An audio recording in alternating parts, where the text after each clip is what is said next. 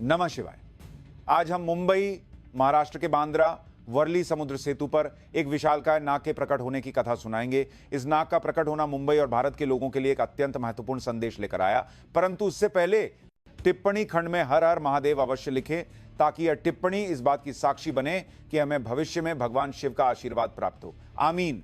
सुबह का सूरज मुंबई के शानदार बांद्रा वर्ली समुद्र सेतु पर चमक रहा था, जो मुंबई के तटीय क्षेत्रों को जोड़ता है। गाड़ियां हमेशा की तरह आ जा रही थी। रमेश काका एक बड़ा पाव विक्रेता, जो हर सुबह टोल प्लाजा के पास अपना ठेला लगाते थे, अपना सामान तैयार कर रहे थे और मन ही मन नमः शिवाय का जाप कर रहे थे। अचानक समुद्र से एक तेज गड़गड़ाहट की आवाज आई। पानी में हलचल हुई और कुछ ही सेकंड में एक विशालकाय जीव पानी की सतह से बाहर निकला। उसका शरीर काले और सुनहरे छिलकों से ढका हुआ था, जिसकी लंबाई का अंदाजा लगाना असंभव था। उस विशालकाय नाग ने हवा में लहराते हुए पुल के एक हिस्से पर अपना स्थान बना लिया। हे भगवान! रमेश काका अपने हाथ में पकड़ा हुआ बड़ा पाव गिराते हुए चिल्लाए। एक पल में ही दहशत फैल गई। कारें अचानक रुक गईं, कुछ तो लापरवाही से पीछे हटने लगी। हॉर्न और चीखों की आवाजें गूंजने लगी। मोटरसाइकिल चालक जल्दबाजी में वापस मुड़ने लगे, लगभग एक दूसरे से टकराते हुए। प्रभु, यह कैसा नाग है? हे भगवान, हमारी रक्षा करो, जल्दी पुलिस को फोन करो। इस अफरातफरी के बीच लोगों के विभिन्न समूह सामने आए। पहला समूह तुरंत अपनी गाड़ियां छोड़कर भाग गया। दूसरे समूह ने अपने फोन निकाले और घटना को रिकॉर्ड करना शुरू कर दिया। हर हर महादेव! यह निश्चित रूप से भगवान का संकेत है, पंडित सूर्यकांत ने कहा, जो संयोग से वहां से गुजर रहे थे। वह अपनी कार से उतरे और उस विशालकाय नाग को ध्यान से देखने लगे। शांत हो जाओ सब, घबराओ मत। भगवान कोई भी चीज बिना किसी कारण के नहीं भेजते। लेकिन स्थिति तब और अराजक हो गई जब विभिन्न मीडिया चैनलों के पत्रकार वहां पहुंच गए। वे हर कोण से तस्वीरें लेने लगे। सोशल मीडिया पर सनसनीखेज खबरें सामने आने लगी। मुंबई में समुद्र का रक्षक नाग प्रकट हुआ। समुद्र नाग ने पुल के यात्रियों को दी धमकी, प्रलय निकट है। मुंबई में विशालकाय नाग का उदय। कुछ ही घंटों में इस घटना के वीडियो और तस्वीरें पूरे सोशल मीडिया पर वायरल हो गईं। लोग इसे अपनी आंखों से देखने के लिए उमड़ पड़े, जिससे पुल के दोनों सिरों पर लंबा जाम लग गया। हमें पुल तक पहुंच बंद कर देनी चाहिए। एक सुरक्षाकर्मी ने अपने कमांडर को सुझाव दिया, हां, तुरंत पुलिस और परिवहन विभाग के साथ समन्वय करो। हमें स्थिति को नियंत्रित करना होगा, इससे पहले कि कुछ अनहोनी हो जाए। इस बीच वह विशालकाय नाग अपनी जगह पर शांत बना रहा। उसकी बड़ी सुनहरी आंखें बढ़ती भीड़ को देख रही थीं। उसकी शांति ने अधिकांश लोगों को डरा दिया। इस हंगामे के बीच रमेश काका अपना बिखरा हुआ सामान समेटते हुए लगातार जाप कर रहे थे। हे प्रभु, इस घटना से हमें कोई संकेत दो। तेरी इच्छा के बिना कुछ भी नहीं होता। वह दिन उन घटनाओं की श्रृंखला की शुरुआत थी, जो प्रकृति के साथ मनुष्य के संबंध और पर्यावरण के प्रति उनकी जिम्मेदारी के बारे में समाज के दृष्टिकोण को बदल देगी। अगले दिन इस स्थिति से निपटने के लिए एक संयुक्त टीम का गठन किया गया। इस टीम में धर्माचार्य, सेना, पुलिस, सर्प विशेषज्ञ और यहां तक कि विभिन्न विश्वविद्यालयों के सरीसृप विशेषज्ञ भी शामिल थे। काशी के एक प्रसिद्ध गुरुकुल के वरिष्ठ धर्माचार्य पंडित नारायण अपने शिष्यों के एक समूह का नेतृत्व करते हुए मंत्रोच्चार कर रहे थे। पवित्र मंत्रों की ध्वनि सुबह की हवा में गूंज रही थी। इस बीच महाराष्ट्र के एक प्रसिद्ध सपेरे शंकरनाथ धूप जलाकर और अपनी बीन बजाकर एक अनुष्ठान कर रहे थे, लेकिन वह विशालकाय नाग अविचल रहा। ऐसा लग रहा था जैसे वह किए जा रहे हर प्रयास को देख रहा हो। अविश्वसनीय, शंकरनाथ ने कहा। मेरे 50 साल के अनुभव में मैंने कभी ऐसा सांप नहीं देखा जो मेरे अनुष्ठान पर कोई प्रतिक्रिया न दे। पुल के दूसरी तरफ सेना और पुलिस के अधिकारी डॉ विक्रम सिंह के साथ चर्चा कर रहे थे, जो एक प्रसिद्ध सरीसृप विज्ञानी थे। हमें इसे तुरंत मार देना चाहिए, इससे पहले कि यह किसी को नुकसान पहुंचाए, एक सेना अधिकारी ने जोर देकर कहा। नहीं, डॉ विक्रम ने अपना हाथ उठाया। हम नहीं जानते कि इसके क्या परिणाम हो सकते हैं। यह जीव आक्रामकता के कोई संकेत नहीं दिखा रहा है। इस पर हमला करने से एक अवांछित प्रतिक्रिया हो सकती है। बहस तब और गर्मा गई जब पर्यावरण प्रेमी संगठन के युवाओं का एक समूह अचानक मारो मत, अध्ययन करो लिखे बैनर लेकर आ गया। यह एक दुर्लभ प्राणी है, हमें इसे समझना चाहिए, न कि मारना, एक युवा कार्यकर्ता चिल्लाया। डॉ विक्रम ने सहमति में सिर हिलाया। इस जीव में ऐसी विशेषताएं हैं जो मैंने पहले कभी नहीं देखी। इसके छिलके एक अनोखे तरीके से प्रकाश को परावर्तित करते हैं और इसके सिर की संरचना किसी भी ज्ञात सांप की प्रजाति से बहुत अलग है।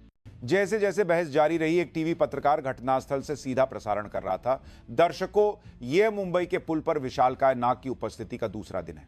इसे हटाने के कई प्रयास किए गए हैं, लेकिन कोई भी सफल नहीं हुआ है। संयुक्त टीम अभी भी समाधान खोजने की कोशिश कर रही है। कई असफल प्रयासों के बाद पंडित नारायण ने सुझाव दिया, शायद यह समुद्र का कोई दैवीय प्रहरी है जो हमें कोई संदेश देने आया। डॉ विक्रम ने सहमति व्यक्त की। जब तक यह कोई खतरनाक संकेत नहीं दिखाता, हमें इसका निरीक्षण और अध्ययन करना चाहिए। शायद इसके प्रकट होने के पीछे कोई वैज्ञानिक कारण हो। उस रात संयुक्त टीम ने अंततः हटाने के प्रयासों को रोकने और गहन अवलोकन करने का फैसला किया। इस बीच वह विशालकाय नाग अपनी स्थिति में शांत रहा, मानो वह कुछ महत्वपूर्ण संदेश देने के लिए सही समय का इंतजार कर रहा हो। पुल की बत्तियां जल उठी, जो नाग के सुनहरे सिर पर प्रतिबिंबित हो रही थी, जिससे एक विस्मयकारी और रहस्यमय दृश्य बन रहा था। सुरक्षाकर्मी स्थिति की निगरानी करते हुए सतर्क रहे, जबकि गाड़ियां पुल के उस हिस्से से धीरे धीरे गुजर रही थीं जो अभी भी खुला था। अद्भुत, पंडित नारायण ने नाग की ओर देखते हुए फुसफुसाया। वास्तव में इस घटना में सोचने वालों के लिए संकेत हैं। तीसरे दिन शंकर बाबा नाम का एक बूढ़ा मछुआरा लड़खड़ाते हुए संयुक्त टीम के समन्वय पोस्ट पर आया। उसके झुर्रीदार और धूप से झुलसे चेहरे पर चिंता झलक रही थी। मुझे यहां के नेताओं से बात करनी है, उसने कर्कश आवाज में कहा। पंडित नारायण, डॉ विक्रम और कुछ अधिकारी तुरंत इकट्ठा हो गए। शंकर बाबा ने गहरी सांसें लेते हुए कहानी सुनानी शुरू की। मेरे परिवार की 7 पीढ़ियां इस समुद्र में मछुआरे रही हैं। मेरे परदादा ने समुद्र रक्षक के बारे में बताया था, एक विशालकाय नाग जो तब प्रकट होता है जब समुद्र का संतुलन बिगड़ जाता है। बाबा, आपका मतलब है कि यह नाग पहले भी प्रकट हो चुका है? डॉ विक्रम ने उत्सुकता से पूछा। हां बेटा, आखिरी बार मेरे परदादा के अनुसार जब अंग्रेजों ने समुद्र में जहरीला कचरा फेंका था, उस नाग के प्रकट होने के बाद अंग्रेजों ने हमारे पानी को प्रदूषित करना बंद कर दिया। जैसे ही चर्चा चल रही थी, डॉ मीरा शर्मा के नेतृत्व में पर्यावरण शोधकर्ताओं की एक टीम पीले चेहरों के साथ पहुंची। उन्होंने अभी पुल के आसपास गोताखोरी पूरी की थी। हे भगवान, डॉ मीरा ने कंपती आवाज में कहा, पानी की विषाक्तता का स्तर खतरनाक है। यहां एक विशाल मृत क्षेत्र है जहां कोई समुद्री जीवन नहीं है। हमने औद्योगिक कचरे के ड्रम, प्लास्टिक और यहां तक कि चिकित्सा अपशिष्ट भी पाया। शंकर बाबा की कहानी और डॉ मीरा की खोजों ने सभी को स्तब्ध कर दिया। अचानक एक छोटी लड़की प्रिया अपनी मां की पकड़ से छूटकर नाग की ओर दौड़ी। रुको प्रिया, उसकी मां चिल्लाई, लेकिन इससे पहले कि कोई उसे रोक पाता, प्रिया नाग के करीब पहुंच गई। तुम बहुत सुंदर हो, उसने मासूमियत से कहा। सबकी सांसें थम गईं। विशालकाय नाग ने धीरे धीरे अपना सिर नीचे किया। ऐसा लगा जैसे वह उस छोटी लड़की का अभिवादन कर रहा हो। उसकी सुनहरी आंखें, जो पहले डरावनी लग रही थीं, अब कोमलता बिखेर रही थीं। अद्भुत, पंडित नारायण ने फुसफुसाया, जो घटनास्थल पर मौजूद थे। देखो, यह दिव्य प्राणी उन बच्चों के प्रति कोमल है जिनका दिल शुद्ध है।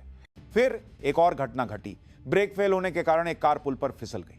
इससे पहले कि कार पुल की रेलिंग से टकराती, नाग ने फुर्ती से अपनी पूंछ घुमाई और कार को समुद्र में गिरने से रोक लिया। एक सफाई कर्मचारी, यूसुफ भाई, जो अब तक चुपचाप ट्रकों को समुद्र में कचरा फेंकने देने के लिए रिश्वत लेता रहा था, ने शर्म से अपना सिर झुका लिया। हर हर महादेव, पंडित नारायण ने फुसफुसाया। यह एक स्पष्ट चेतावनी है। अचानक एक गूंजती हुई शांत आवाज हवा में फैल गई, जो नाग से आती हुई लग रही थी। हे मनुष्यों, सुनो। सभी सन्न रह गए। मैंने धरती और समुद्र पर तुम्हारे अहंकार और विनाश को देखा है। मेरी 3 चेतावनियां सुनो।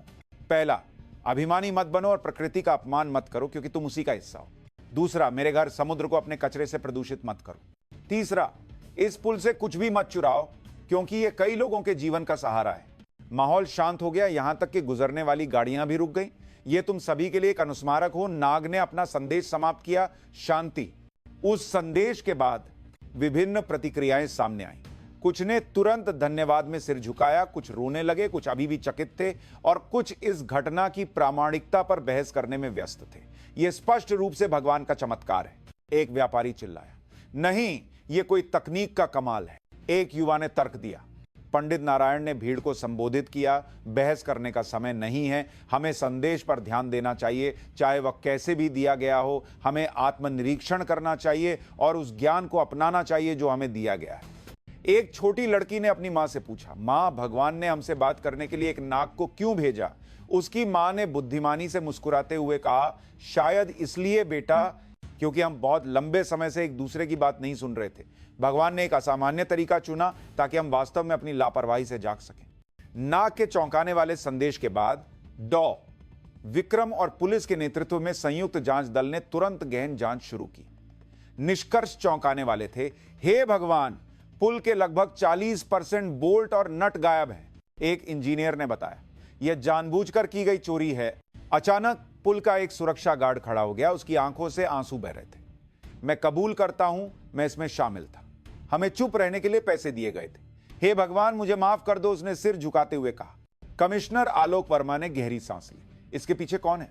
सुरक्षा स्टील लिमिटेड साहब, गार्ड ने हकलाते हुए जवाब दिया। वे इन बोल्टों को पिघलाने के लिए खरीदते हैं। इस बीच कमरे के दूसरी तरफ डॉ मीरा ने समुद्र की स्थिति के बारे में अपनी प्रस्तुति जारी रखी।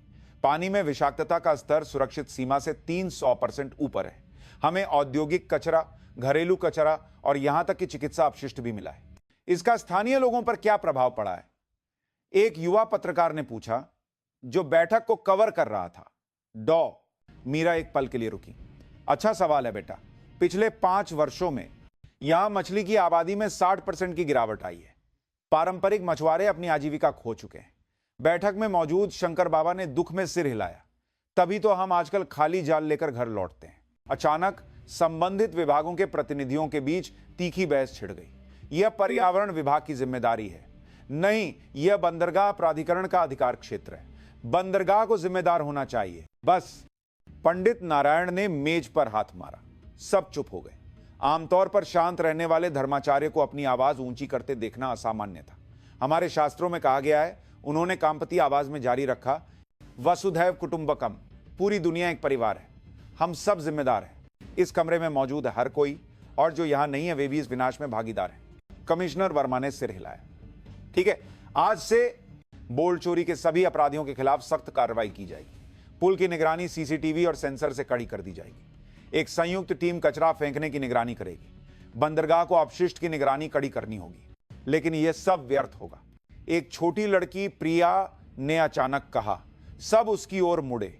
मेरा मतलब है, अगर लोगों के दिल नहीं बदलते तो वे धोखा देने के दूसरे तरीके खोज लेंगे। पंडित नारायण मुस्कुराए। अद्भुत।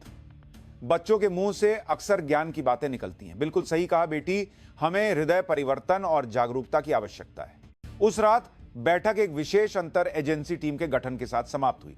लेकिन इससे भी महत्वपूर्ण बात यह थी कि एक नई जागरूकता बढ़ने लगी थी। एक ऐसी जागरूकता जो दुर्भाग्य से देर से आई, जब भगवान को उन्हें जगाने के लिए अपने एक विशालकाय प्राणी को भेजना पड़ा। बैठक कक्ष के बाहर नाग अभी भी अपनी स्थिति में निष्ठापूर्वक बना हुआ था, मानो इंतजार कर रहा हो कि क्या मनुष्य वास्तव में इन सभी चेतावनियों के बाद बदलेंगे। विशालकाय नाग की घटना के 1 महीने बाद मुंबई में वास्तविक परिवर्तन दिखाई देने लगे। हर सप्ताहांत हजारों नागरिक समुद्र को साफ करने के लिए मिलकर काम कर रहे थे। स्वच्छ समुद्र अभियान नामक एक कार्यक्रम, जिसे नागरिकों ने स्वेच्छा से शुरू किया था, एक बड़ी सफलता थी। हर हर महादेव, पंडित नारायण ने नागरिकों के उत्साह को देखते हुए कहा। कभी कभी भगवान अपने संकेत अप्रत्याशित तरीकों से भेजते हैं। पुल की सुरक्षा कड़ी कर दी गई। विशेष टीम ने सभी गायब बोल्टों को बदलने के लिए कड़ी मेहनत की। चोरी के अपराधियों पर मुकदमा चलाया गया और कुछ ने स्वेच्छा से अपना अपराध कबूल कर लिया। एक सुबह सूर्योदय के समय नाग धीरे धीरे हिला। उसके शरीर से एक सुनहरी चमक निकली। कुछ ही पलों में वह पानी की सतह पर प्रकाश की एक लकीर छोड़कर गायब हो गया। वह चला गया। प्रिया ने फुसफुसाया, जो संयोग से वहां थी, लेकिन वह हमेशा हमारे दिलों में रहेगा। उस दिन के बाद बांद्रा वर्ली समुद्र सेतु को अनौपचारिक रूप से नाग रक्षक सेतु सर्प संरक्षक पुल के रूप में जाना जाने लगा। यह एक शाश्वत अनुस्मारक बन गया कि प्रकृति एक पवित्र धरोहर है और प्रत्येक मनुष्य इसकी रक्षा के लिए जिम्मेदार है।